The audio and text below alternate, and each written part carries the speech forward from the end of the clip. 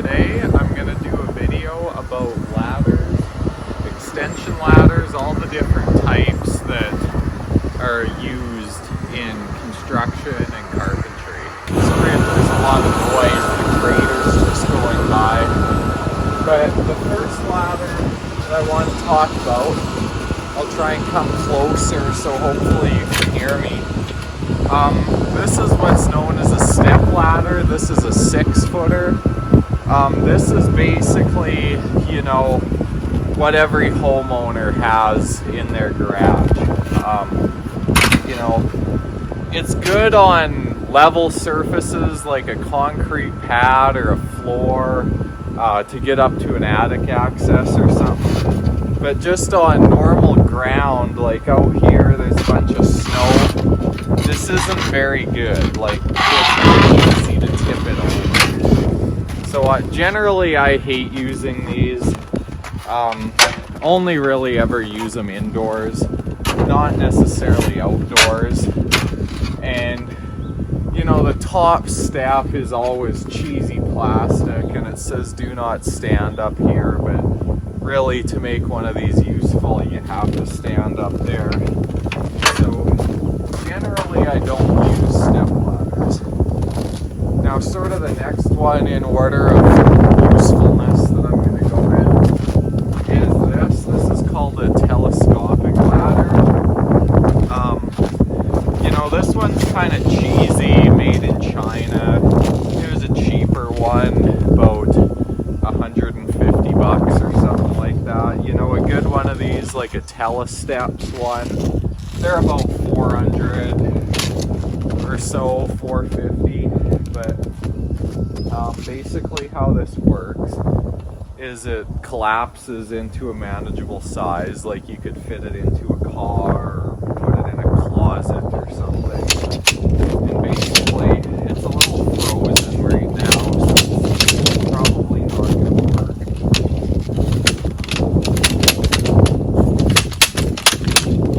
Yeah, it's all frozen. But you get the idea. It goes up to 12 feet, like it would reach the heat of the house there. But basically what I use a telescopic ladder for is just estimating jobs. I kind of consider this emergencies only. Like back before my platinum air got stolen, my old truck, and I used to carry like a whole bunch of tools in it, I'd always keep this in the back, and that would just be, because when I'm not running the show and I'm just an employee, I sometimes have no idea what we're doing that day, and I'd be left alone or whatever, and sometimes you just need a ladder, and it's easier than running back to the shop or just not having one, and you'd have a ladder for a quick task that you need to do. But now that I run my own company, I like to use these telescopics for going out, checking out a job, estimating, taking measurements, stuff like that, because it's just like a quick one-time deal. You can just throw it in the truck. You don't need to throw in an extension ladder and tie it down or anything. Now the next type of ladder that I'm going to move on to, this is like your typical contractor grade aluminum extension ladder. This is a bit of an older one. I picked this one up used. They're kind of pricey new, and an old one is just as good as a new one. So I kind of like to buy used when I can, just save a little bit of money that way. Now they can look, intimidating to somebody who's never used one before. With keeping the camera on the tripod, I'll try and go over this as thoroughly as I can. So it comes in 2 pieces, which interlock with each other. They're kind of connected with these rails here. And collapsed, this one would be 12 feet because it's a 24-foot ladder. So meaning theoretically it could extend to 24 feet, but you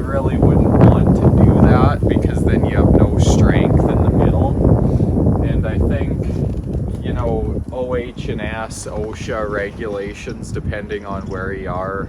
Canada, it's occupational health and safety. In the States, it's OSHA. But here in Saskatchewan, it says that you have to have at least 3 feet of overlap in your sections of ladder for it to be legal.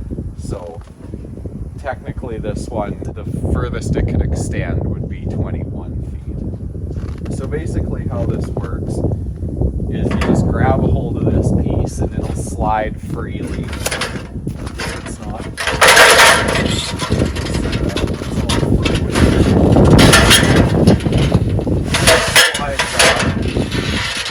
And then it has these dogs on here which catch the next rung. So as you slide back, it'll catch. So that's the safety.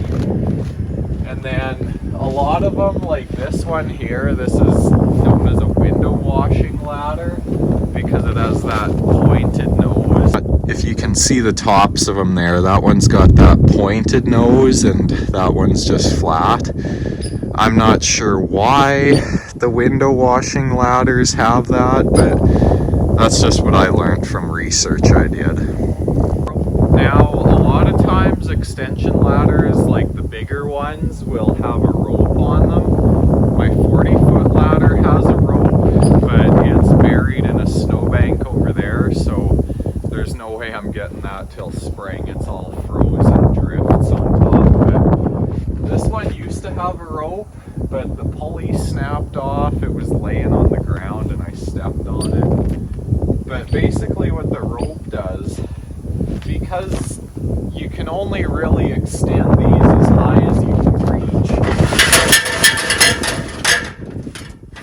That's about as far as I can extend that one.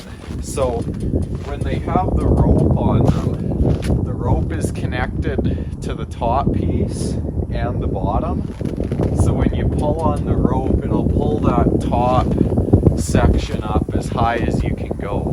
So that's kind of handy.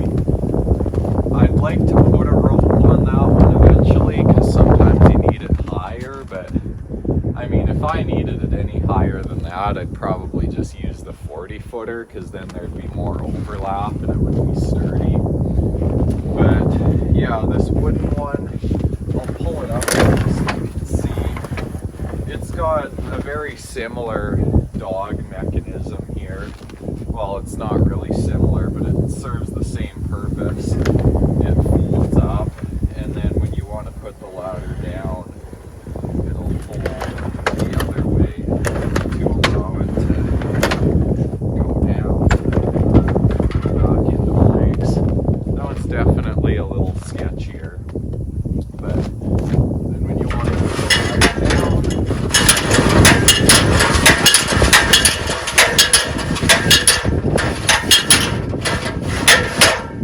these things fold up and allow it to ride over top of the rungs. So kind of generally for ladder safety, one of the things that I was taught, when you're setting up a ladder, you know, it's always kind of goofy what to get the angle on it. You know, I'd always get made fun of for putting my ladders too steep, but I'm sure everyone who was making fun of me for that never had ice under one and slipped off like I did. But like if it's icy out, like you probably can't tell the angle on camera, but this is probably about what I would use a ladder. It's not very even ground. You know, I like it steep.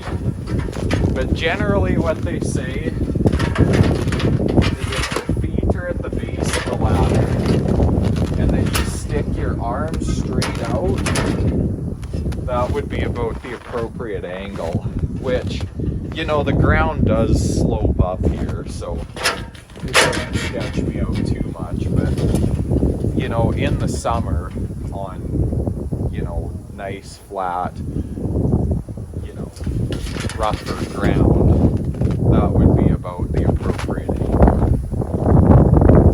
So that's pretty much everything there is with are different accessories and stuff you can get for them, like arms for the roof or whatever, so you don't scratch up your eaves troughs. There's ladder jacks. I have that stuff, but I think it's buried somewhere, but I'm sure you'll see me use it in a future video. But basically what ladder jacks are is they hook onto the rungs and they have a little bar sticking out, so you can set up 2 extension ladders and then put a plank in between them. Say if you're doing like siding on a 2-story house or a 3-story house or something really tall, you need a platform to work off of. Those come in really handy. But yeah, that's pretty much it for extension ladders. Now the final type of ladder that I want to go over is these Sawhorses. They're called Sawhorses, step horses, whatever. Terminology doesn't really matter. But these are really nice. For me at least, this is kind of what I'm used to using. It's essentially the same as a step ladder, just with a much wider base. So on uneven ground like this, or if you're at an angle or something, these are really nice. They're very hard to tip over. Like you feel very safe on here. Like I can walk this back and forth, it's not going anywhere. You can stand on the very top. There's probably 6 inches of foot room. Still very sturdy. And they're fairly light too for their size. This is a 10-footer, and I don't know what it weighs. Does it say on it? Probably not. It'd be, you know, about 40 pounds or so, somewhere in there, I'm guessing. Maybe a bit lighter. But they're fairly easy to manage. If you want to move it, you just grab it like this and walk with it. That's the easiest way I've found to move it. You can get these in a lot of different sizes. I think 2 feet all the way up to 10 feet. I just have 2 10-footers right now. They're kind of pricey for ladders. I think I paid $3.30 each for these, but these are the most expensive ones. They go down in price as you get shorter. So yeah, again with these, I can use that extendable plank I have and run that between these and kind of create scaffolding. That's really handy for siding or soffit or fascia or anything. Yeah, I'd say this is probably, for what I do, the most useful ladder. And you can use it sort of as a conventional ladder too, if you fold it up.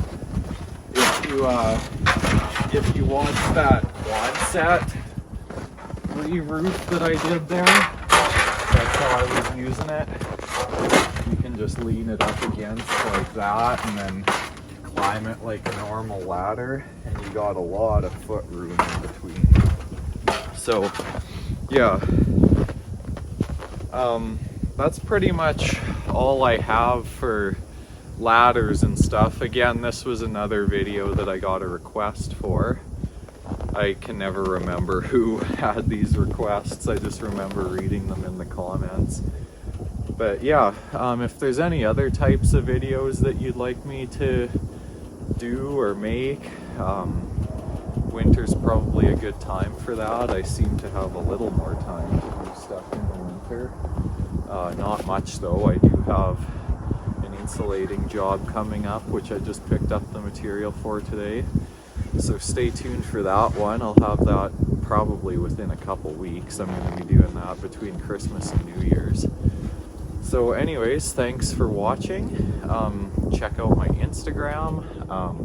I did just reach over 1,000 followers on there, so if you haven't checked that out yet, be sure to check it out. I usually post like little updates and stuff on what I'm working on, if there's something that I didn't make a video of, it could end up on Instagram. So yeah, that's kind of cool to follow along with. Usually before I post a video or whatever, I'll have the thumbnail or something up there. But yeah, thanks for watching. Stay healthy and have a Merry Christmas, everyone.